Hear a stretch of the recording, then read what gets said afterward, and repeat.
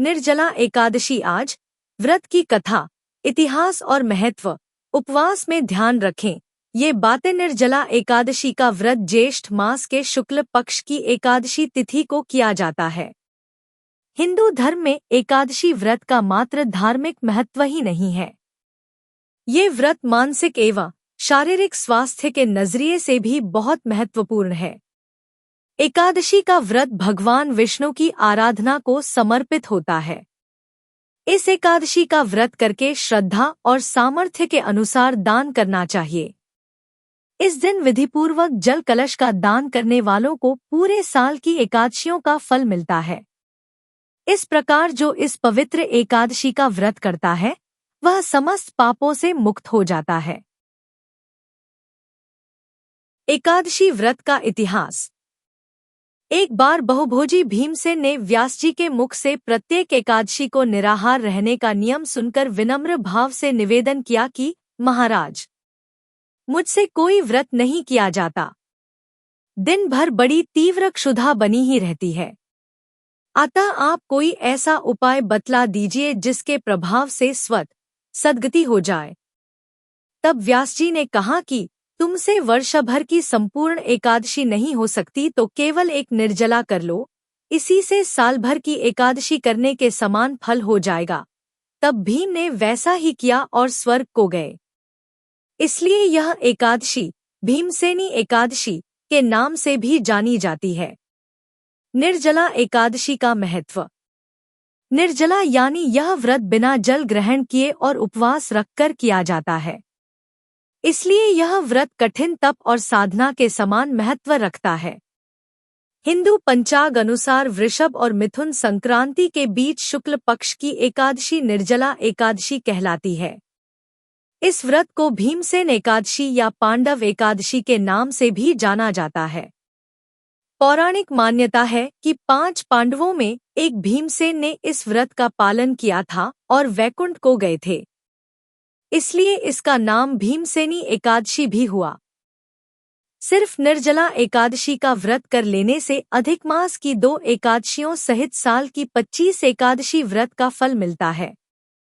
जहां साल भर की अन्य एकादशी व्रत में आहार संयम का महत्व है, वहीं निर्जला एकादशी के दिन आहार के साथ ही जल का संयम भी जरूरी है।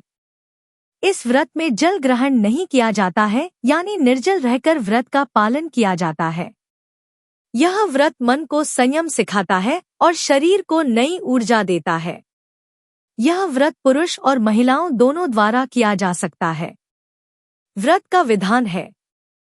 दिन भर इन बातों का ध्यान रखें।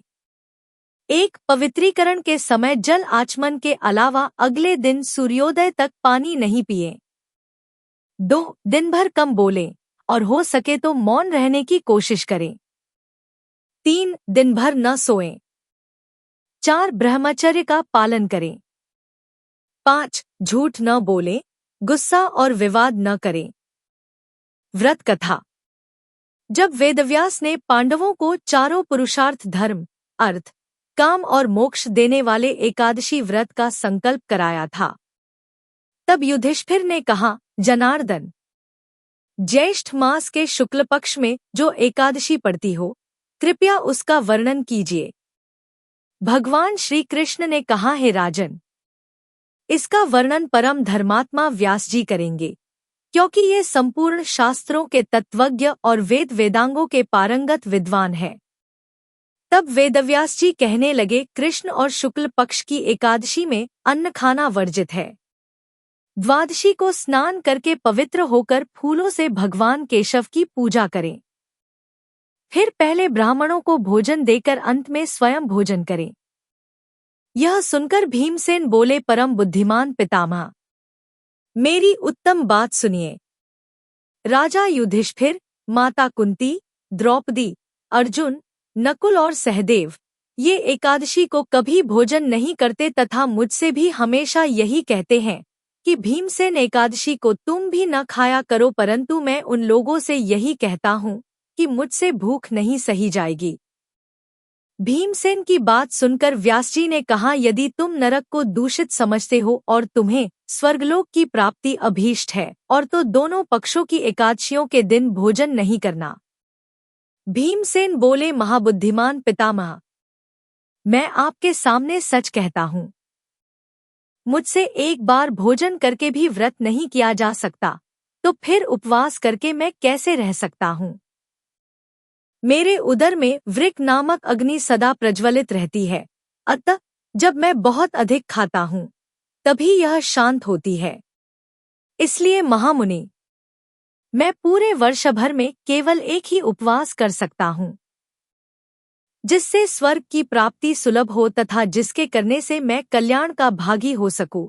ऐसा कोई एक व्रत निश्चय करके बताइए, मैं उसका यथोचित रूप से पालन करूंगा। व्यासजी ने कहा, भीम, ज्येष्ठ मास में सूर्य वृष राशि पर हो या मिथुन राशि पर शुक्ल पक्ष में जो एकादशी हो, उसका यत्नपूर्वक निर्जल व्रत करो।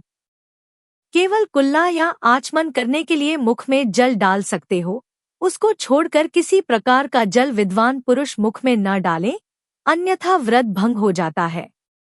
एकादशी को सूर्योदय से लेकर दूसरे दिन के सूर्योदय तक मनुष्य जल का त्याग करे तो यह व्रत पूर्ण होता है। इसके बाद द्वादशी को प्रभातकाल में स्नान करके ब्राह्मणों को विधिपूर्वक जल और सुवर्ण का दान करे। इस प्रकार सब कार्य पूरा करके जितेंद्रिय पुरुष ब्राह्मणों के साथ भोजन करें।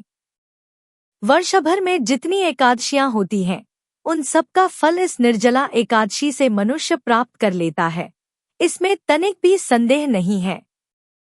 शंख, चक्र और गदा धारण करने वाले भगवान केशव ने मुझसे कहा था कि यदि मानव सबको छोड़कर एकमात्र मेरी शरण में आ जाए और एकादशी को निराहार रहे तो वह सब पापों से छूट जाता है।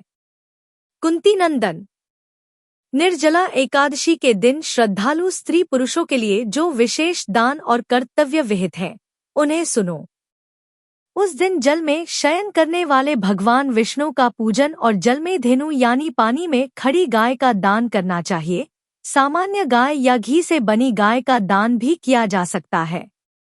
इस दिन दक्षिणा और कई तरह की मिठाइयों से ब्राह्मणों को संतुष्ट करना चाहिए। उनके संतुष्ट होने पर श्रीहरि मोक्ष प्रदान करते हैं। जिन्होंने श्रीहरि की पूजा और रात्रि में जागरण करते हुए इस निर्जला एकादशी का व्रत किया है, उन्होंने अपने साथ ही बीती हुई 100 पीढ़ियों को और आने वाली 100 पीढ़ियों को भगवान वासुदेव के परम धाम में पहुंचा दिया है। निर्जला एकादशी के दिन अन्न, वस्त्र, गौ, जल, शय्या, सुंदर आसन, कमंडलू तथा छाता दान करने चाहिए।